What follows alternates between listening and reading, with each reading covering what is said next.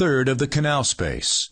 The canal has been enlarged coronally to enhance the access of the ultrasonic tip. The ability to actually see the instrument fragment is required. The choice of ultrasonic instrument is dependent upon the canal size. If the instrument is higher in the canal, a larger pro-ultra endo tip can be utilized. Thinner, longer tips are utilized deeper in the canal. In this example, pro-ultra endo tip number 4 is worked around the visible portion of the instrument fragment in a counterclockwise manner.